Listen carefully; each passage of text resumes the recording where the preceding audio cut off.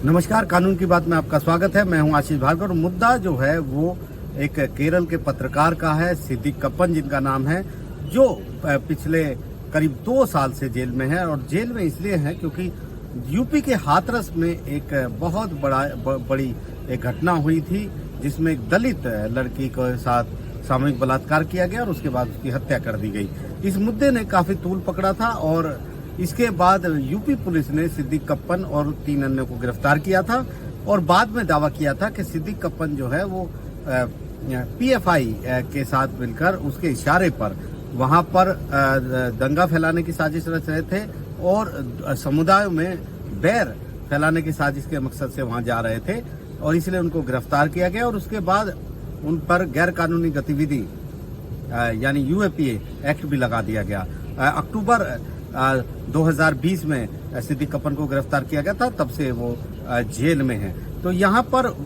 पहले trial court, उसके बाद 3 अगस्त को high court, Allahabad high court ने भी मना कर दिया जमानत देने से, कहा कि उसको जमानत नहीं मिल सकती। इसके बाद सिद्दीक कप्पन सुप्रीम कोर्ट आए हैं और सुप्रीम कोर्ट में एक अहम सुनवाई हुई है, जिसमें जस्टिस यू ललित और जस्टिस एस रविंदर भट्ट की इस बेंच ने ये सुनवाई की है और यूपी सरकार को जवाब देने के लिए कहा है और कहा है कि वो अपना इस मुद्दे पर जवाब दाखिल करे 5 सितंबर तक। और 9 सितंबर को एक अगली न केवल सुनवाई होगी और सुप्रीम कोर्ट ने साफ कर दिया है, chief justice of India justice U Lalit, जिनका कार्यकाल का आज पहला दिन है, उन्होंने साफ कर दिया है कि 9 सितंबर को इस याचिका पर फैसला दे देंगे। यानी 9 सितंबर को यह तय हो जाएगा कि सिद्दीक कप्पन को जमानत मिलेगी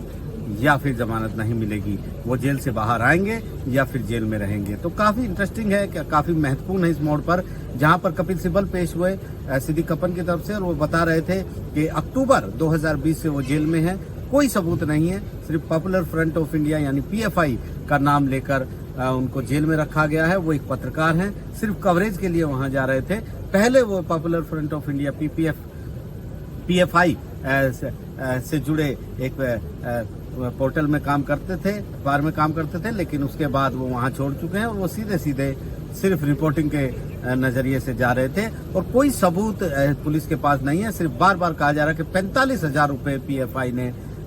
उनको दिए थे हिंसा फैलाने के लिए, सबको भड़काने के लिए, ये तमाम चीजें जिनके कोई सबूत नहीं है। लेकिन दूसरी तरफ यूपी सरकार बार बार ये दावे कर रही थी कि यूपी सरकार के पास बहुत सबूत हैं, इस तरह जमानत नहीं मिलनी चाहिए। लेकिन सीजेआई मुख्य न्यायाधीश जो हैं जस्टिस यू ललित, उन्होंने यूपी सरकार को कहा कि जो भी कुछ कहना है वो एक हलफनामे के जरिए कहिए, 5 सितंबर तक हलफनामा दाखिल करना है और उसके बाद फिर एक बड़ी सुनवाई और एक बड़ा फैसला 9 सितंबर को आ सकता है, जिसमें जमानत पर यह तय होगा। तो ये जो घटना है वो काफी बड़ी थी। यूपी सरकार बहुत दबाव में थी और यूपी में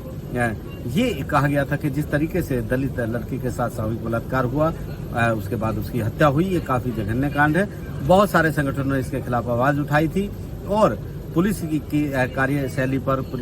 पुलिस के कामकाज पर भी सवाल उठाए थे। सिद्दीक कप्पन को 3 लोगों के साथ गिरफ्तार किया गया रास्ते में, हाथरस में, और ये कहा गया कि ये वहां पर इस इरादे से जा रहे थे ताकि वहां पर समुदाय को आपस में भड़काया जा सके, हिंसा वहां पर करवाई जा सके, ये तमाम चीजें बताया गया। और बाद में